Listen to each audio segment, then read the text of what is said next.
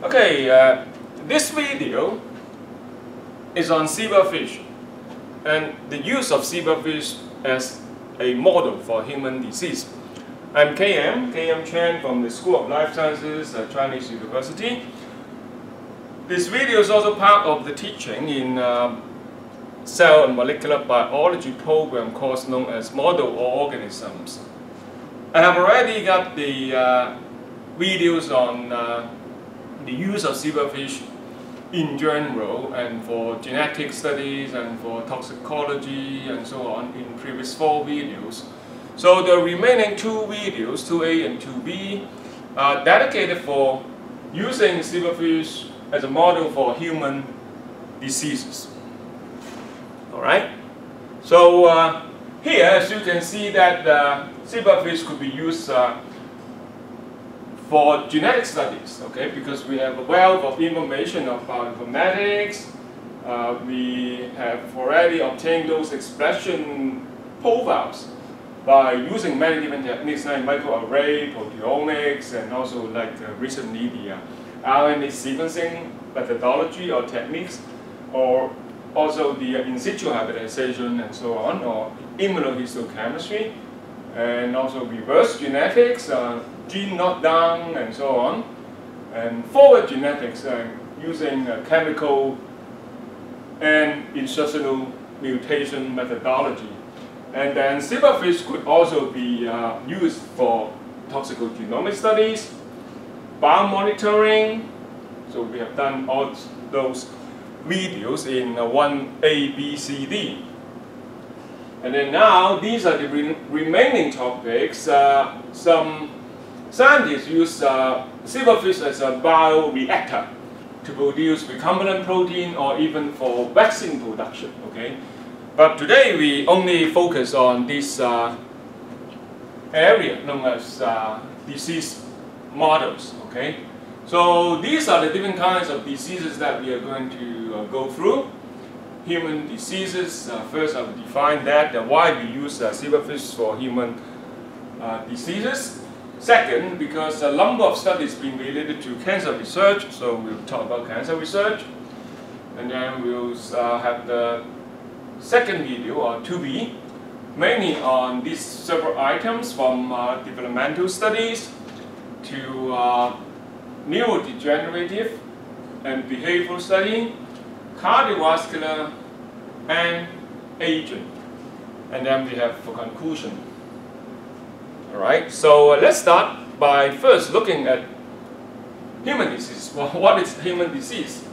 There are a number of human diseases. First, around 1998, I suppose, that we started to use this beautiful model of zebrafish to study a genetic disease known as UROD deficiency. UROD is the enzymes for uroporphyrininogen decarboxylase. Okay, that would cause this porphyria as disease or symptom relating to lack of red cells or hemoglobin development malfunction or deficiency in 1998. And since then, there are so many different kinds of diseases, ocular disorder, T-cell leukemia, and kidney disease, or even mainly for melanoma. We'll spend more time on melanoma.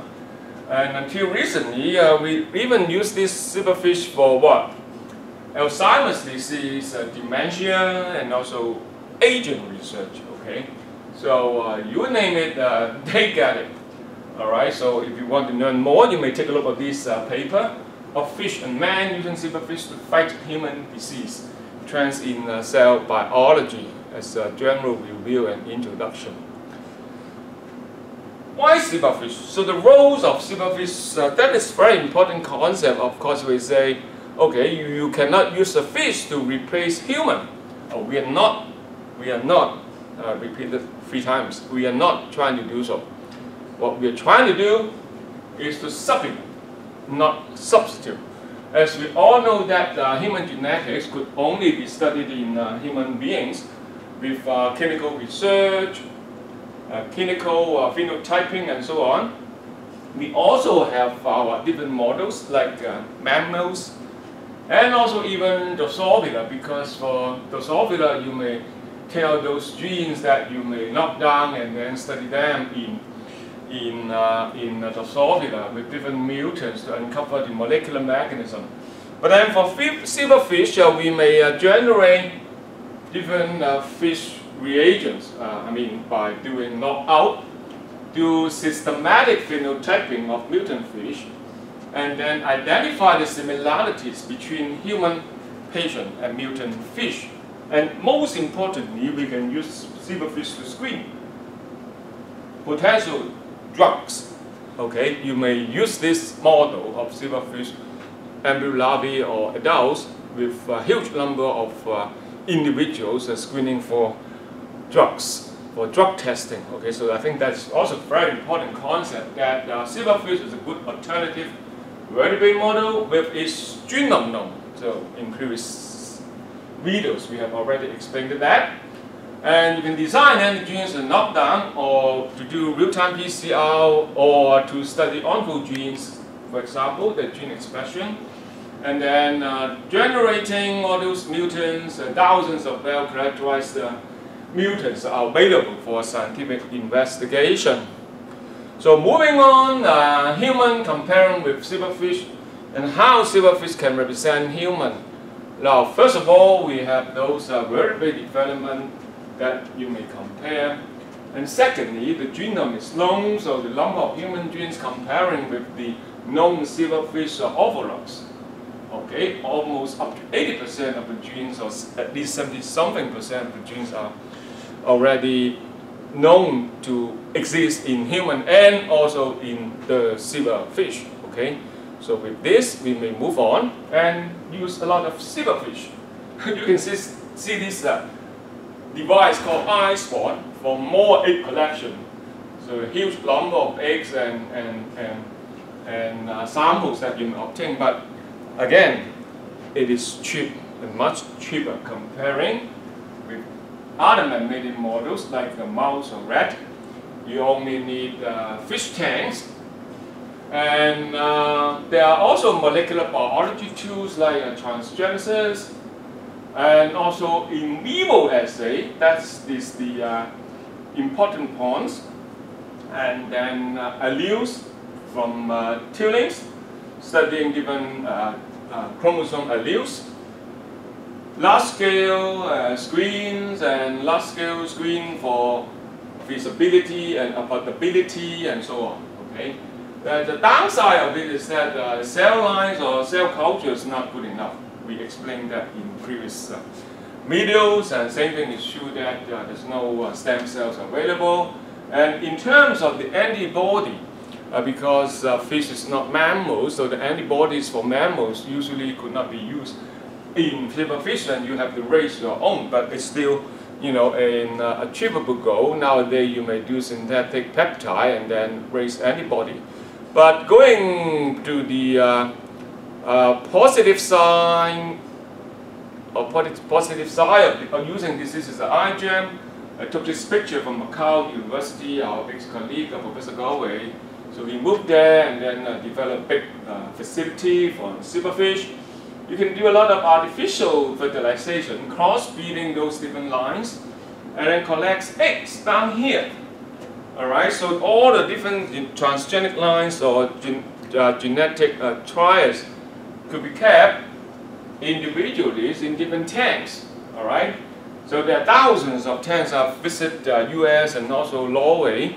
They have big facility with a couple of thousands of tanks to maintain all these different lines in the zebrafish room. Of course, the main thing of this room is that you have to maintain this at the constant temperature of 25 to 28, and also control the light dark cycle of long day length and so on. Have good quality of water, running over those continuously running water. The water go in and then out, and then filtered. Okay, so those are recirculating water, and if you have thousands of tanks, what you need is very importantly automatic feeder to feed the fish every day, at least 2-3 times a day. that is you know, trouble-free kind of maintenance for using Zebrafish. So yeah, back to the fact that we also need to know the genes that we have to study. So you may check with the Zebrafish site. I've explained that in previous videos. There are Zebrafish models of human diseases. So I capture one page for Parkinson's disease.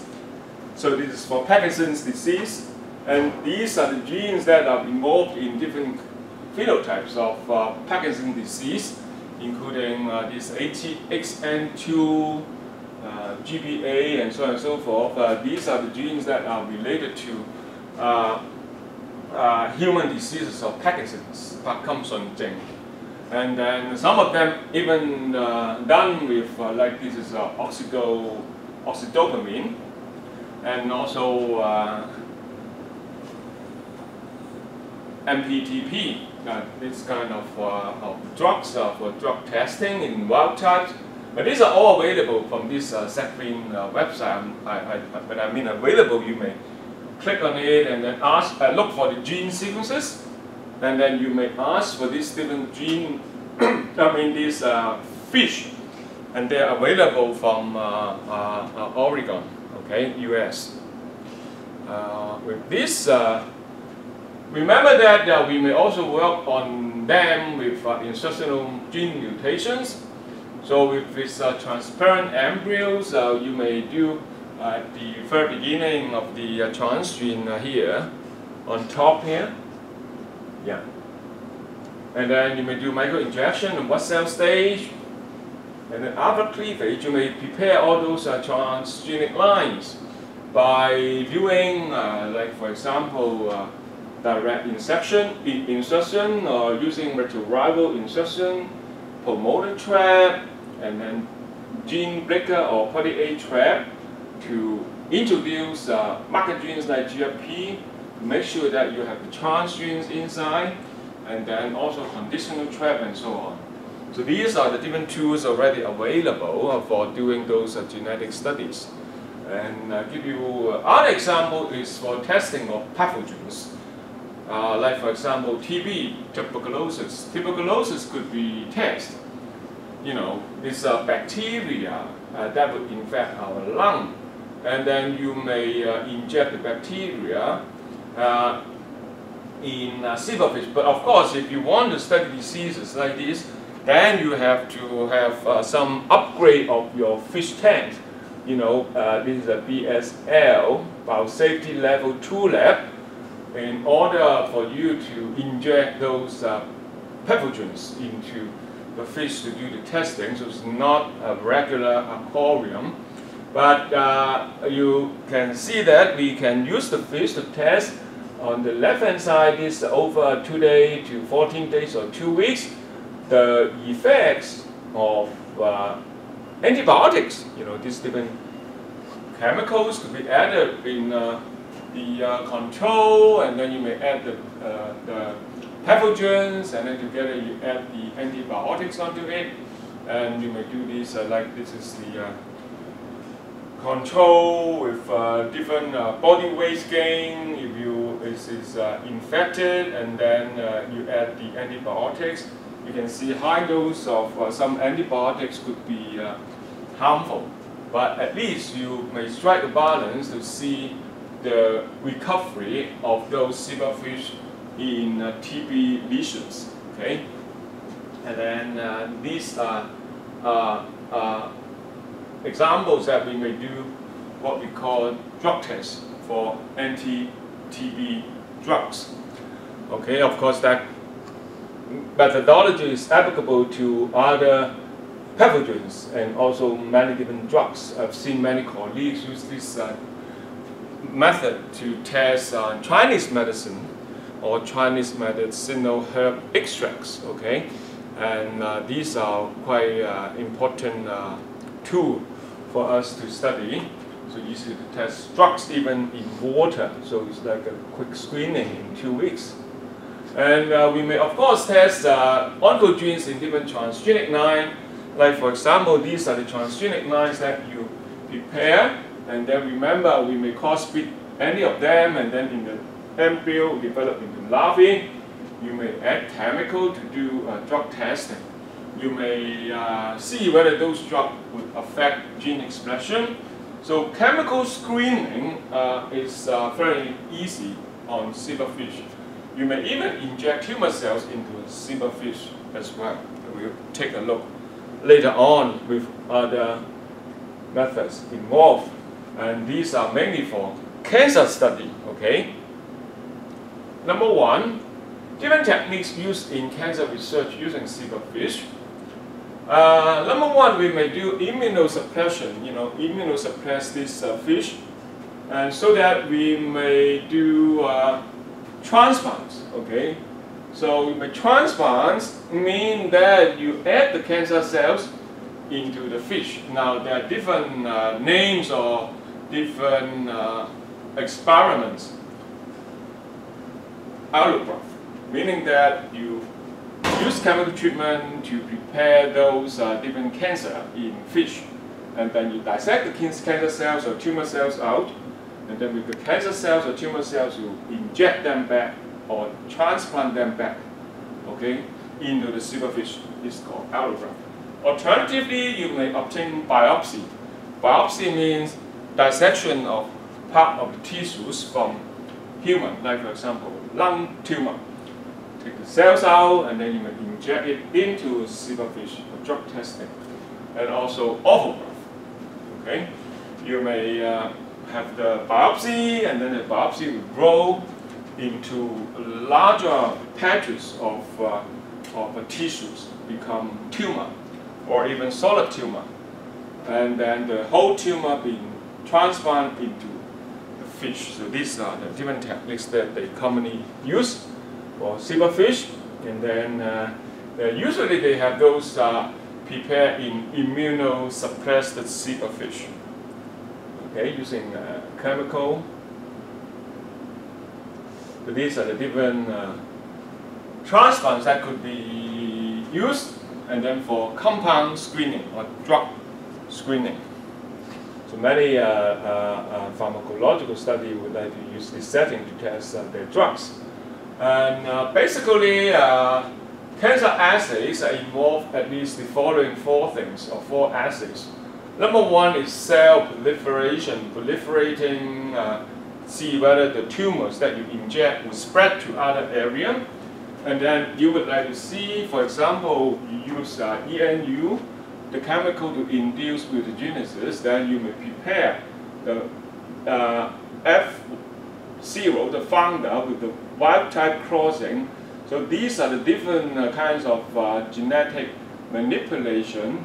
But before that, you want to confirm those cancer effects by doing like tunnel assays on apoptosis. And after that, you may study the cancer effect by doing those genetic analysis. So one of the most famous one is called the LOH, or loss of heterozygosity, to confirm whether it's oncogene or anti-oncogene. This is dominant gene or recessive genes by using LOH. And then of course you could develop this into F2 haploid embryos, and then you may select those and study the adult cancer. I mean the cancer developed into at the adult stage in the fish. Don't forget that zebrafish grow very quickly.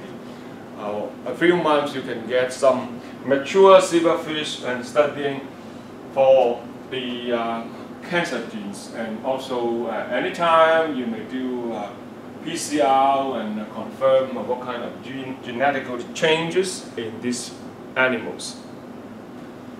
And obviously another technique we've mentioned in previous videos, I repeat this again, you may use a chemical like for example tamoxifen to induce GAL4, and then GAL4 will induce UAS, the upstream activating sequence, which drive the expression of GFP in this construct. If you add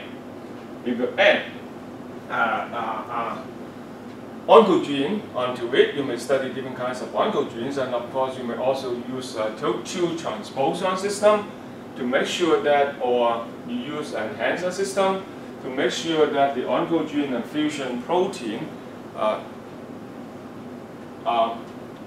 integrated into the genome of zebrafish. And then the gene of the interest, for example, I have outlined in this table taken from the references that we've been using, different kinds of enzymes, different kinds of oncogenes fused with GFP, like the HRAS or HRAS, and also the M-cherry fused with KRAS, and also with MEG, MEG is oncoprotein, MIC, and these are different oncogenes under the expression system with different gene promoter, KIT A, Z1, and these are different gene promoter that would cause these different cancers.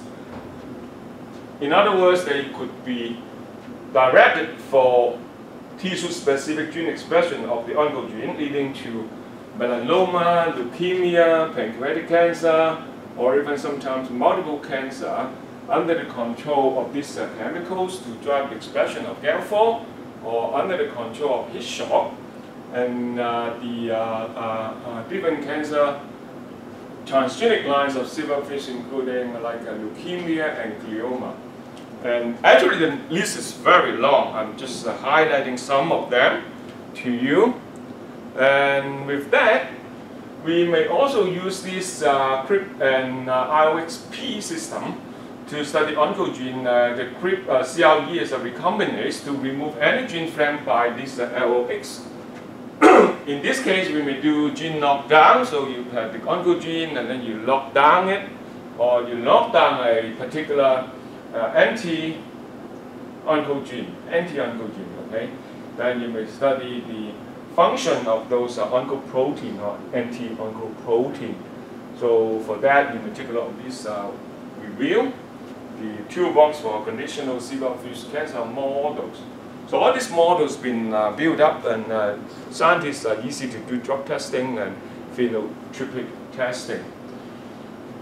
Okay, so the rest are the other models I have to explain to you, as you realize that zebrafish skin is also easy to manipulate. So one example is to study melanoma. Melanoma is like skin cancer, kind of skin cancer developed on the melanocyte. So you can see those dark pigment coming out. But the origin, or the genetic source, or the genetic reasons, or the genetic control is quite diverse in melanoma.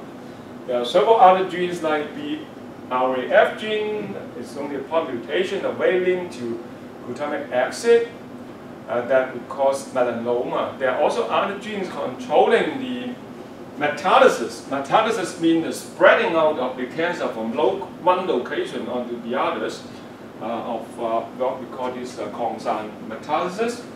Usually it's the most difficult time for patients with metastasized tumor cells or cancer cells into different parts of the body. Those other genes are not known, so many researchers would like to confirm the metastasis of cancer. The loci of the second hit near this particular region, at least there are 50 genes already available for the testing. Say like, for example, one gene known as SETDB1 is a major human melanoma gene.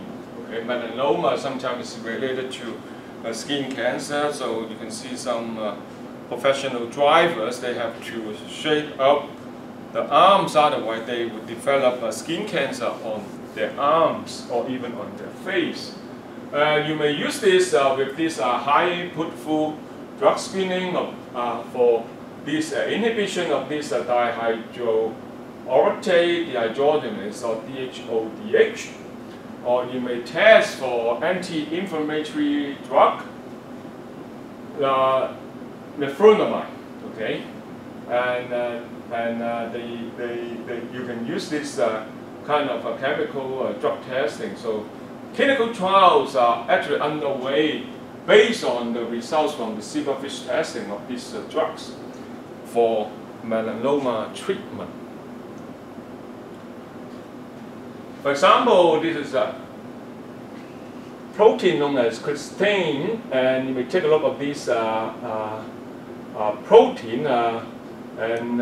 So as I said, zebrafish is easy to study because there are many genes known, though you may just click on Zebrafish, and then you may identify those. You may identify these genes, where do they come from, the region of the gene, and so on, and all the sequence, and so on. Okay, and then this is the use of this drug with the control of DMSO, and see that is the christine expression, and then the melanocyte expression. You can see that the use of these drugs, the frutamine, could actually inhibit christine and also inhibit the outgrowth of melanocytes. So you can see how beautiful is this system. And of course, when we do more drug in this example is to study leukemia. So leukemia, they call it TO, T-cell acute lymphoblastic leukemia. There's a drug known as peblasin. Okay, this drug. In this model, on the left-hand side, you may use this different transgenic 9 with the germ9 with make the MIC oncoprotein, overexpressing thrombocytes. So you can build it up with color. It's a red color label with red fluorescent protein. So that is a DMSO control without the drug. You can see these overgrown of those overexpressing thrombocytes, and then with the application of the drug, the thrombocyte is gone. Okay, meaning that could be a useful anti-cancer drug. And also for hepatic carcinoma model, Professor Gong Jiyun in Singapore, they have been studying this for a long time. This is to show to you as an example that you may do drug treatment, you may use tetracycline-induced vector to express oncogenes. So these are the different expression of oncogenes.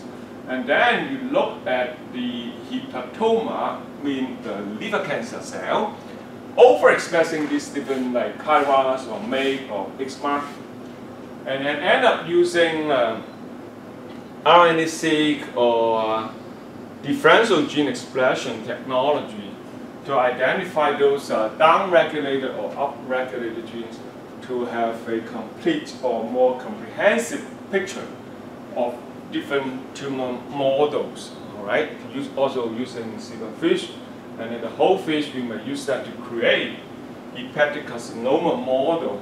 All right, and then look into the details of gene profiling or gene expression to identify what we call like biomarkers, cancer hallmarks. Then you may know more about those combination of different genes being induced and end up having tumor. And then deregulation liver metabolism resulting in pathogenesis of those hepatoma. Okay, that's also been done quite comprehensively in zebrafish. Okay, just one example from Professor Gong in Singapore. Lung cancer could also be used to test drug in zebrafish. In this case, you may grow out from the biopsy. You may do this in cell culture, and then do a lot of culture with these lung cells, and then inject into the zebrafish. And then you may do proliferation analysis. You may do a migratory assessment, see whether the lung cancer cells would migrate. In this case, it's called a xenograph platform. And then the lung cancer cells are spreading out into different parts of the body. And then, of course, you may use this model to study cell proliferation and migration, and also use this model for drug testing as well. And drug testing, like in this case, dissect tumors, and then you may prepare these different zebrafish models to develop tumor. and then dissect the tumor from the zebrafish. Okay, though that's not from human, but from the fish. And then chop them up, count the cell number, and then inject it back into the fish, and then screen for engulfment and see whether those tumor or cancer develop into the fish. So on the left-hand side, these are the different panel for, we described this before, TALL, those leukemia, you can see it spreading around. Oh, sorry, this is donor. The donor with different tagged or labeled tumor cells. This is a wild type, and then you may inject it in the in the immune suppressed or immune compromised fish.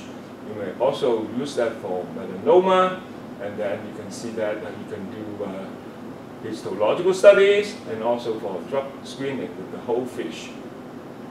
So in conclusion, cancer can be studied in fish, and we have been using this as a supplementary data, okay, not replacing human or clinical trial, but as a supplement that would push the development of drug screening, and because of the large numbers of samples available, because genetic manipulation is possible, because you can see that transplants are workable, and drug testing is possible. They've been using zebrafish for hepatoma, melanoma, leukemia, lung cancer.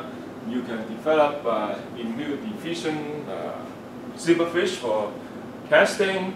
And for transplants, allograft, single graft, and autograft could also be used. And then you may control gene expression or overexpression of oncogene and study different, and obtain a lot of data to study gene profiling, to study drug for therapeutic or for treatment of cancer. Okay. With that, we stop here, and this is video 2A on the use of zebrafish as model organism for human diseases. Bye-bye.